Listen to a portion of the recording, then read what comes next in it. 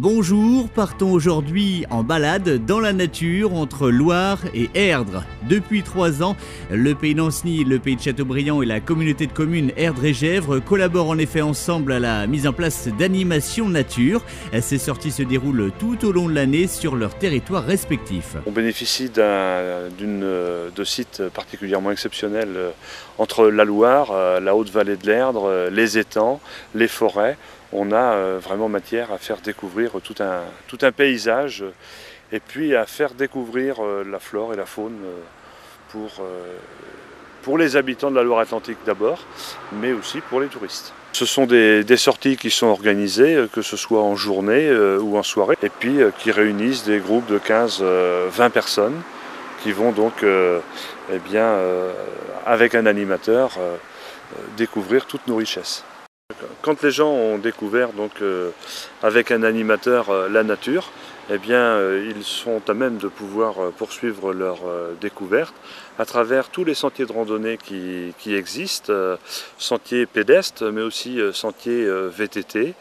On a la chance d'avoir un secteur avec beaucoup de petits patrimoines, une belle nature que je vous invite à découvrir, que ce soit sur les bords de Loire, mais aussi sur les bords de l'Erdre, avec un point d'orgue qui est la rigole alimentaire, que beaucoup ne connaissent pas encore, mais qui est vraiment quelque chose de très particulier pour notre région. 44 animations nature sont organisées cette année et chaque sortie est encadrée par un animateur de la Ligue de protection des oiseaux ou du CPIE Loire-et-Mauges, le centre permanent d'initiative pour l'environnement. L'idée, c'est à chaque fois, toujours en se faisant plaisir, toujours sur un ton détendu, simple, fouillé scientifiquement, quand même avec un contenu important, mais de manière très accessible, c'est de comprendre le paysage dans lequel on est, comment il s'est formé, comment l'homme intervient dessus, quels sont les enjeux qui s'appliquent aujourd'hui et quelle est la faune et la flore que l'on va y trouver.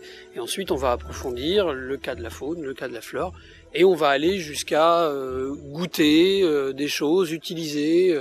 Voilà, c'est vraiment une approche du milieu complète. Ça s'adresse à un public aussi bien familial, local, puisque le ton est simple, le contenu est vraiment accessible, ça, y a pas de souci, on a l'habitude de recevoir vraiment tout type de public et tout le monde s'y retrouve. Et puis ça peut aussi intéresser les publics spécialisés, c'est-à-dire les gens qui sont ornithologues, naturalistes, etc.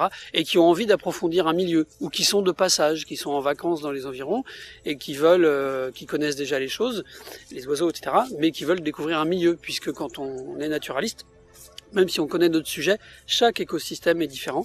Il a son histoire, il a son paysage, il a ses enjeux qui sont différents, etc. Donc c'est toujours intéressant à découvrir. Au mois de décembre, une autre sortie très demandée qu'on ne faisait pas au départ parce qu'on pensait que le thème était trop simple. Et en fait, si le public est vraiment demandeur de ça, et ça se comprend, on va profiter de l'hiver, du fait que pendant l'hiver, les oiseaux se rapprochent des maisons, sont beaucoup plus faciles à observer. On profite de l'hiver pour faire vraiment une initiation à la reconnaissance des oiseaux communs. Donc on va aller dans les parcs des villes, donc Sucé-sur-Erdre et Ancenis.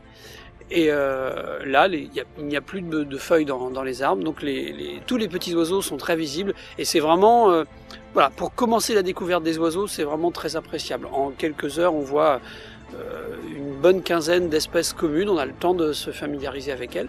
Et puis à Sucé-sur-Erdre, il y a les bords de l'Erdre, donc on peut aussi un petit peu regarder les oiseaux d'eau et avoir des surprises, parce qu'il y a quand même un milieu exceptionnel. Et à Ancenis, à côté du parc, il y a la Loire, et là on a le paysage déjà, et puis on a effectivement des oiseaux exceptionnels qui peuvent passer. Et plusieurs sorties sont organisées d'ici la fin de l'année, promenade dans les bois à Saint-Marc-la-Jaille le 3 octobre, arbres et arbustes de nos campagnes à Oudon le 10, ou encore les oiseaux de nos jardins à Ancenis le 5 décembre.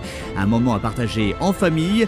Tous les détails et la brochure sont en téléchargement sur le site internet www.pays-ancenis.com.